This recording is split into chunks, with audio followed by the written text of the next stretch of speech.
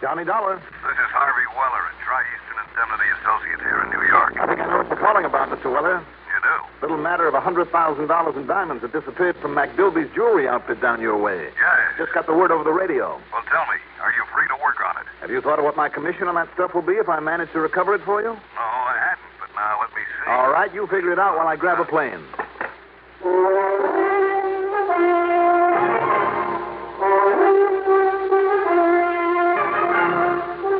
The CBS Radio Network brings you Mandel Kramer and the exciting adventures of the man with the action-packed expense account. America's fabulous freelance insurance investigator, Yours truly, Johnny Dollar.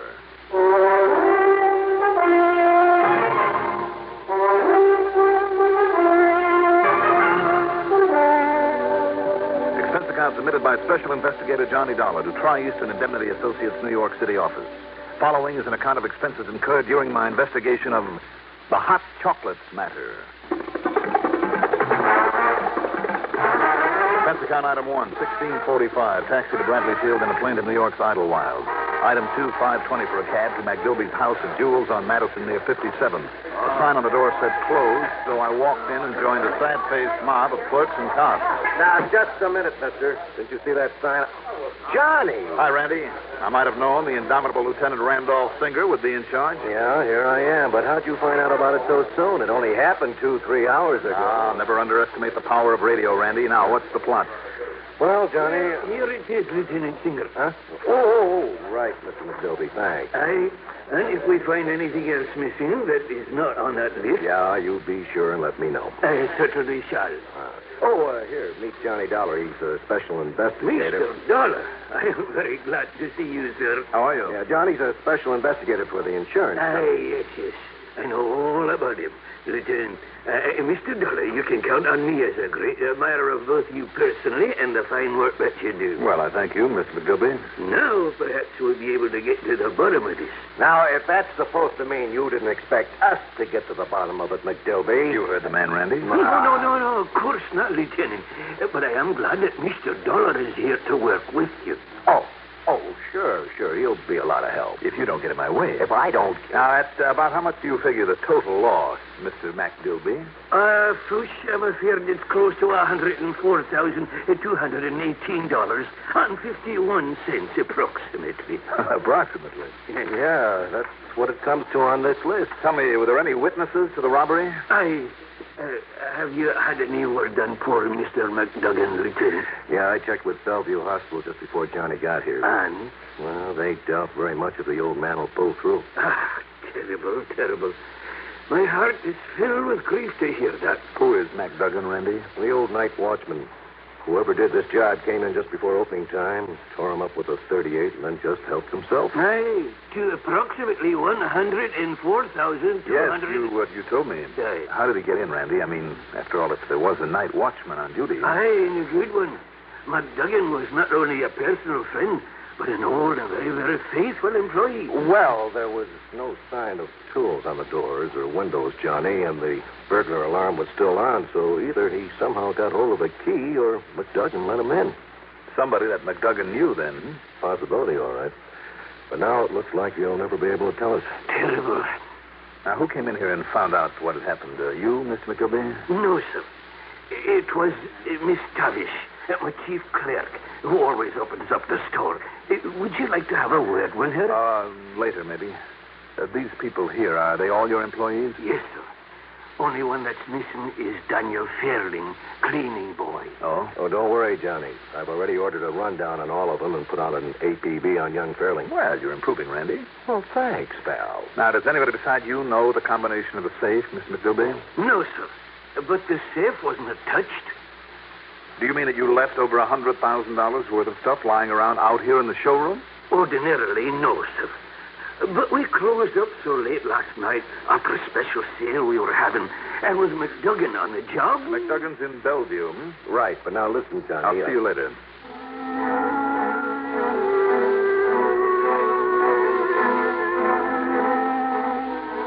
Item 3, $1 even for a cab to Bellevue Hospital. As I stepped off the elevator at the 4th floor and sounded toward the door of McDuggan's room, a familiar young policeman was trying to hail a pretty young nurse at the other end of the corridor who misunderstood his intentions and was pointedly ignoring him. no, listen, baby. I'm not trying to make a pass, honest. I'm busy, Buster. Look, I only want you should... Oh, Dollar. Listen, am I glad to see you? Hi, Rogan. What's the trouble? Listen, the doc just left, and he says McDuggan's got himself conscious again. Oh? Yeah. Only for a little while, see, though. Still a couple of minutes, maybe. No big curtains for him. Just about gone. Have you notified Lieutenant Singer? Oh, no. He gave me orders to stay right here. When I tried to call that nurse, she thought, she thought that maybe, Sure. Look, Rogan, I'll tell you what we'll do. Yeah? You go down to the first floor to the main desk. There's a telephone there. I'll keep an eye on this room while you call the lieutenant and tell him to get over here. Yeah, good. There ain't any phones on this floor? Well, the stairway's over there at the far end of the corridor. You won't have to wait for an elevator. Yeah. Oh, okay, Dollar. Thanks a lot. Now, let's see.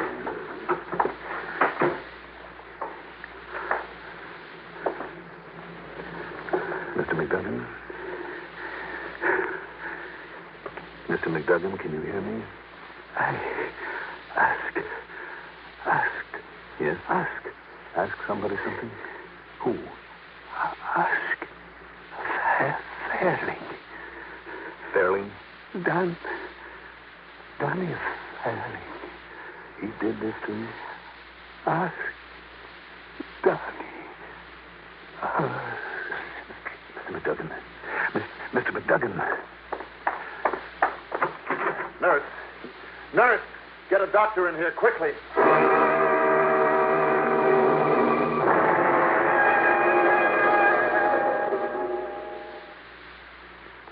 This ever happened to you?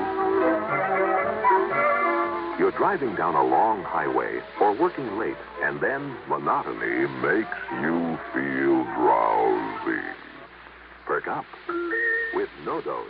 No-Dose keeps you alert with the same safe refresher found in coffee. Yet No-Dose is faster, handier, more reliable. Absolutely not habit-forming. The safe way to stay alert without harmful sounding. No-Dose.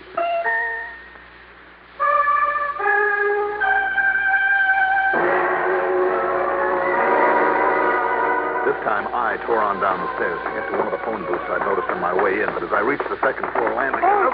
Oh, why don't you watch... Oh, Dollar. Listen, Rogan, did you get Randy Singer? Yeah.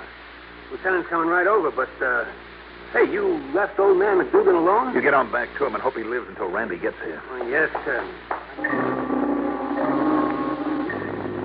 In the phone book, I found only one Daniel Fairling listed. Item 4, another $1 for another cab to a shoddy apartment building in a section the other side of the Williamsburg Bridge, not too far from the docks that line that side of the East River. The push button beside the name Fairling in the outer lobby didn't work. Then I found that the front door was open. I went in, up a rickety stairway to start looking for apartment 3B. Let's see now. Here we are. Danny, open up. Danny Fairling? Hey, what's the racket? What's all the noise? What's the matter with you? I'm looking for Mr. Daniel Fairling. Well, you won't find him here. What? Only his missus. He moved out. Oh, to where? Only it looks like they're going to patch things up again like they always do, and then he'll be back. What do you mean? Some fancy delivery boy was here a while ago, delivering a box of fancy chocolates to us. That's what I mean. So if you ask me... You know where I can find him? Well, he works to one of them fancy jewelry stores up on Madison Avenue. But why didn't you ask her? Well, I did, but there's no answer. Well, I didn't see her go out, so knock some more. Well, I'll try, but I don't know if... What was that? What was it? Inside the apartment. Do you have a key? No, sir. And the landlady, she's out. What was that? I don't know. While I break in the door, get to a phone, will you, and call the police? You're going to break down the door? Yes, go on. Will you please? Yeah. Go on. Okay. Okay, let's go.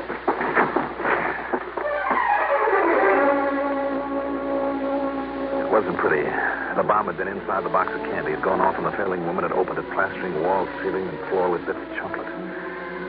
As for Mrs. Fairling, young or old, beautiful or homely, nobody can tell now. Okay. I called the cops, mister, and they're coming right over. All right, good. Will you stay here until they arrive?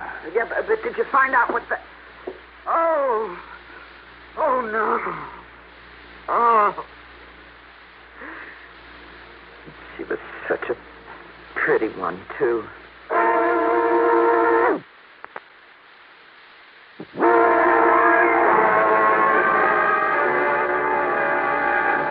Item 5, 10 cents for a phone call to Lieutenant Singer's office at the 18th Precinct. Yeah. time to watch old McDuggan die, and without saying a word. So, what about you? You have any luck when you saw him? He was able to say only one thing to me, Randy. Yeah? What was it? The name of that cleaning man that McDilby mentioned to us this morning. The one that's missing? Danny Fairling? Uh-huh. But all he said about him was... Well, then we're in luck.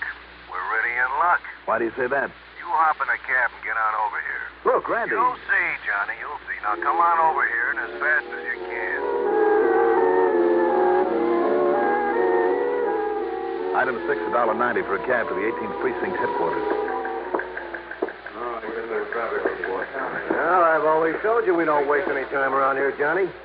First rundown we made was on that Fairling. When we found that Danny boy had a record. A record? As long as your arm. So, Natch, we put out the word on him. And you know when the boys downtown picked him up? When, Randy? About the same time you and I were talking there in McDilby's shop. No. Where'd they find him? Oh, some little room in a house way downtown. They didn't try his apartment? Well, sure, but his wife said he and she were on the outs and told them where to find him. And if they hadn't left, they might have saved her life. What? A box of candy blew up in her face, Randy, when she opened it. Oh. Don't worry about it, though. It's out of your bailiwick. Oh, now, just a minute, Johnny. Come on, I want to talk to this Danny. But listen, do the police in that precinct know about his wife? Yes, they know. There's nothing you can do about it from here. We'll see. Well, in here, Johnny. All right. Open up, Joe. Yes, sir. Well, here's our boy. You're talking about me, Fats, and I demand to know where you're holding me. What kind of grounds have you got? Fairling, I demand to know what you did with all those goodies you took from your boss's jewelry store, and the quicker you start talking, the better for you. That's a fact. Yeah? Now, who are you? My name is Johnny Dollar. Oh, Johnny Dollar, huh? The big insurance eye. Well, if you think I made that heist, you're just as dumb as the cops. I'd like to see them prove it. I'd like to see them prove anything on me. Now, when are you going to let me out of this stinking place? It'll take the best lawyer in town to get you out of here, Fairling. Now, don't you worry, Dad. Don't you worry about that. When the time comes, I'll have a lawyer. I'll have a lawyer that'll make a monkey out of you guys. Can't prove a thing on me. If you didn't pull the heist, Danny. Oh, now, Johnny. How come you didn't show up at the store this morning? Because I was late getting there. And when I saw the mob and heard what happened, well, do you think I was going to hang around and beg for a pinch? Me? With my record? Did McDilby know about your record when he hired you? You mean I should go around blabbing about it? Oh, you're real cute, Dollar. Danny. Now, look. I'm fed up to here with you guys. Why don't you leave me alone, huh? Or else let me out of here. Saying the bit about his wife on him, Johnny. No, don't you, Randy. What? What'd you guys say? Danny, if you didn't pull that job, do you have any idea about who might have? Sure, like maybe everybody who works in that joint. Do you know anything? No. Well, that's all now. You all through with me? There's a standard offer that I'm authorized to make. If you can and will furnish information that will lead to the arrest and conviction of the guilty party and recovery of the merchandise, the insurance company will give you the best legal assistance possible. Now, isn't that sweet of them? All right, Randy, let's go.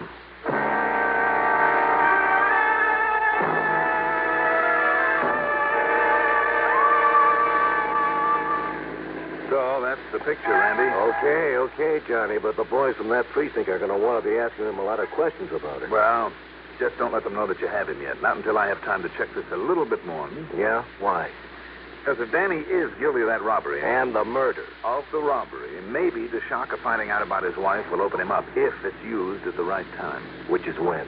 Let me worry about that, Randy. Meantime, we'll be finding out if your boys have uncovered anything new back at the shop. Johnny. Yeah. Are you holding back something on me? Like what? Like what maybe old man McDuggan said to you there at Bellevue? All he said was, ask Danny. Ask Danny Fairling. And to me, that says we're holding the right man. Well, I wouldn't bank on it, Randy. You have a better idea, Johnny? For both the robbery and the murder? Yes, I have an idea. And I don't like it.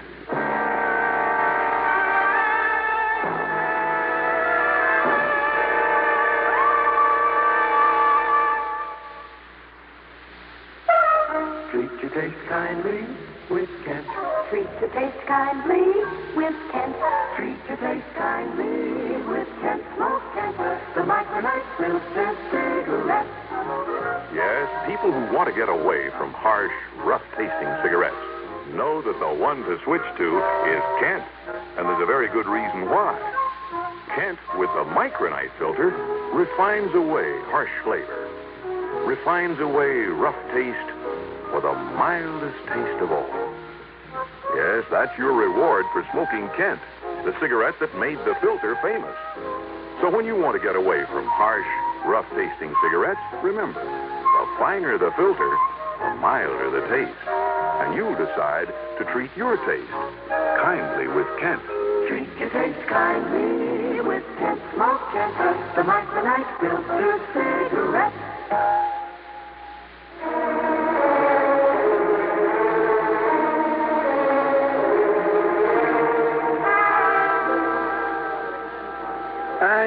We finished the recheck, Mr. Dollar, and my loss is just exactly as I stated to you previously. Is it permissible to open up now for what little is left of the day's business? Well, I don't see why not. Let's wait a little, Randy. A couple of things I'd like to check on. Oh, now, Johnny, you know that my boys have covered everything. Do you have any notions, Mr. Dollar? Well, we sure have. That cleaning boy of yours, Danny Fairley. Young Danny? Do you think like this? Young Danny. Oh, fush, no, I can't believe it. And that ain't all he did. Oh, but he couldn't. And yet, perhaps. What do you mean, perhaps? That crook and killer now has a record a mile long. Aye. And then perhaps it was Danny. But can you prove it against him? It might be a little harder to prove than the lieutenant thinks. You mind if I look around a little? Oh, I'll be glad to show you anything and everything. Well, there's no point in taking your time if you're getting ready to open up again. No, he's perfectly all right. Miss, perhaps you can help me. Yes, sir? Miss Tavish, this is Mr. Johnny Dollar. How do you do, Mr. Dollar? You'll be kind enough to show him anything that he likes? That'll be a pleasure, Mr. Dollar. All right. Then let's get to work.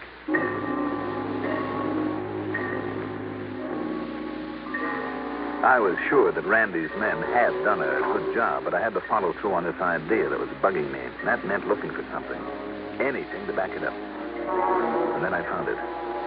In a small cleaning closet in the back. How did this box of chocolates get in here?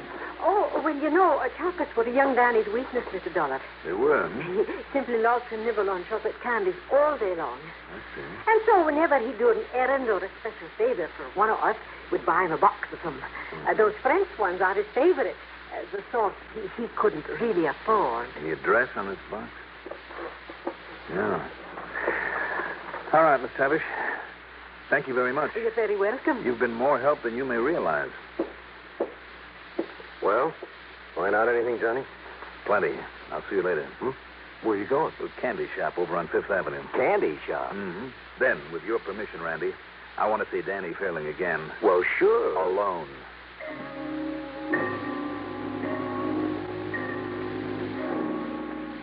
Mais oui, monsieur. We did deliver a box of our excellent chocolates to that address this morning. Just chocolates, huh? I remember it well, monsieur. Now, tell me. Because the gentleman who made the purchase last evening took them with him, but then came back later and asked that we deliver them today.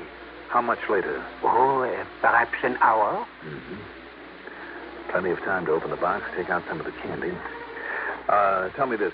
That customer, was he a small, tough-looking young fellow? Oh, no, monsieur. He was a well-dressed English or a Scottish gentleman. Thank you, my friend. You've just helped me solve a murder. Murder? Or I should say two.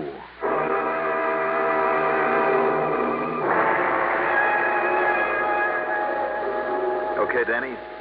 You can say you don't know all you like.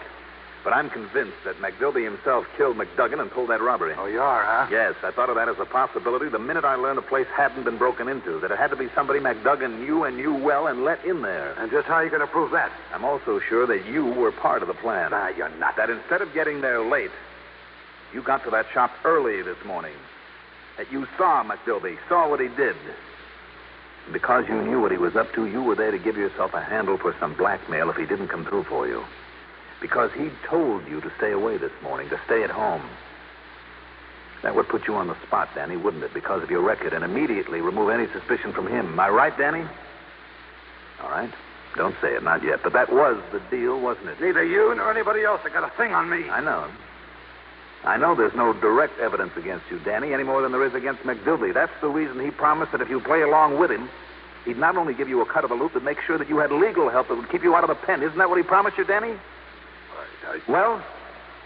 Come on, you can't deny that, can you? Do you think for a minute he was going to keep any such promise? When you and ex-con made such an easy whipping boy when nobody cared what happened to you? No, Danny. McDilby had other plans for you so that you'd end up like McDuggan did on a slab.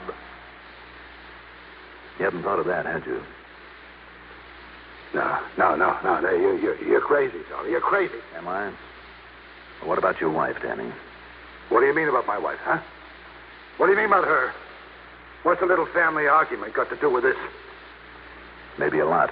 So what if maybe I did walk out on Pearl for a couple of days? It isn't the first time I did that, but I was going back to her, like I always do. Because I love her, you see. So what about her, huh? Now, why are you bringing her into this? You like chocolates, don't you, Danny? Yeah, sure I do. So what? Especially the French kind. Okay, so what? And McDilby didn't know that you'd moved out on your wife. So why should he? Him or anybody else? So he thought that you would be there at the apartment this morning, didn't he? Yeah, maybe so. But so what? What's that got to do with Pearl? Now, look, start making sense, Dollar. That's the reason he sent the box of chocolates there. Huh? The box, Danny. So that makes him a crook and me an accessory? Danny, the box had a bomb in it. What? A bomb? Yes. It killed her. Pearl. Pearl. Sorry, Danny.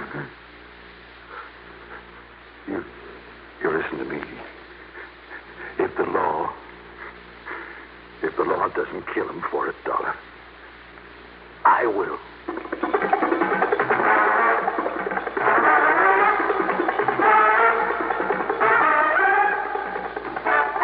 Don't worry, the law will take care of McGilby.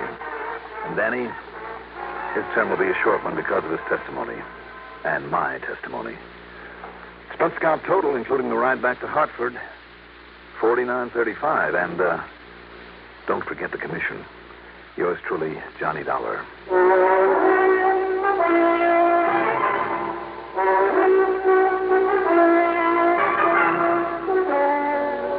Now, here's our star to tell you about next week's story. Next week, high adventure in a colorful, romantic gold rush country that can also be very deadly. Join us, won't you? Yours truly, Johnny Dollar. Do you like a car with plenty of pep? A car with reserve power for safe passing? Most good drivers do. But they don't like to pay extra for premium gasoline. Listen, in 3 out of 5 cars, regular priced Sinclair Dino gasoline matches performance of premium gasolines, saves you up to 4 cents a gallon. Almost anywhere you see the Sinclair Dinosaur sign, you can save up to 4 cents a gallon with Dino. Drive with care and buy Sinclair Dino gasoline.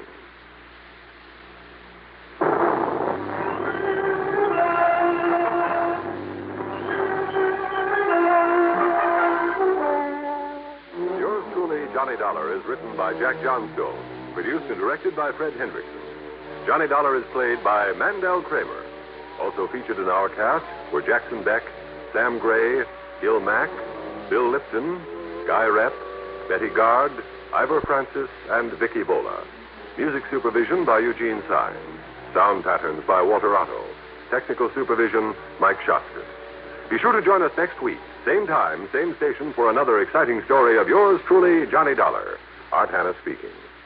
Keep in instant touch with world events through this Net Alert station of the CBS Radio Network.